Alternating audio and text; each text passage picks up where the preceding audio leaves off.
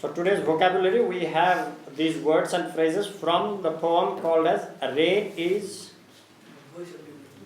the voice of the what's the voice of the earth? The voice of the rain. That's from where we've got it. So the first one. Okay, let's do the matching. Who art thou? Who are Who are you? Art is R, thou is you, right? Yes. Archaic English. Archaic English. So here, who are you? Eternal. Eternal means everlasting, something that lasts forever. जुन चाहिँ सधैँभरि रहिरहन्छ. So everlasting, never ending. Find my way here. Impalpable. Difficult to understand, incomprehensible. Incomprehensible. बुझ्न असहज नै नभएको चिज. गाह्रो. Impalpable. कुनै मोमेन्ट हुन सक्छ जुन चिज आफूलाई एकदमै अप्ठ्यारो के बुझ्नै गाह्रो अप्ठ्यारो त्यस्तो situation. Oh, what an impalpable situation, right? Whence भनेको के हो? जहाँबाट, from where? Whence? Vaguely. Unclear. Vaguely, लगभग. You have written the answer. Answer त लेख्यो तर के लेख्यो हल्का मिले जस्तो हुन्छ नमिले जस्तो. Vague. एकदमै it's not to the point. एकदमै point मा छैन. Beating around the bush. Vague.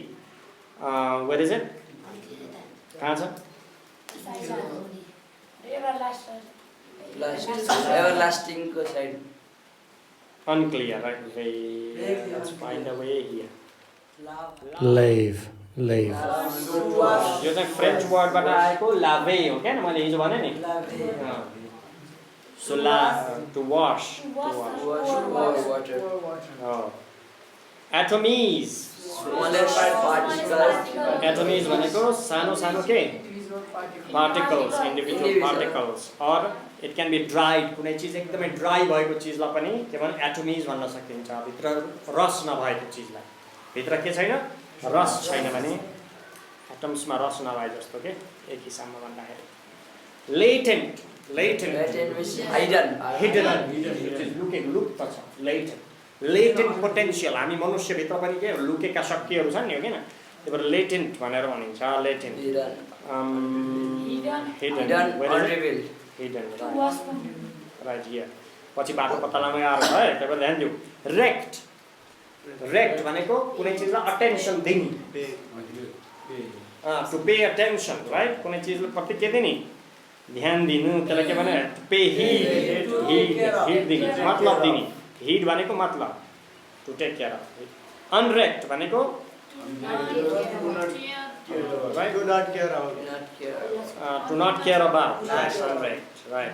Duly भनेको in accordance.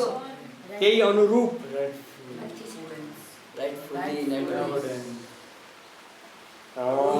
यहाँबाट यहाँ गयो भने जोडा मिलाउमा गर्न मजा आउँछ नि यो सब भन्दा हैन. Issuing. Supply, come from कुनै चीजको स्रोत. Issue भनेको कुनै चीजबाट आउनु, right? Issue गर्ने भन्छ नि कुनै चीजको issue गरेर सुरुवात गर्ने.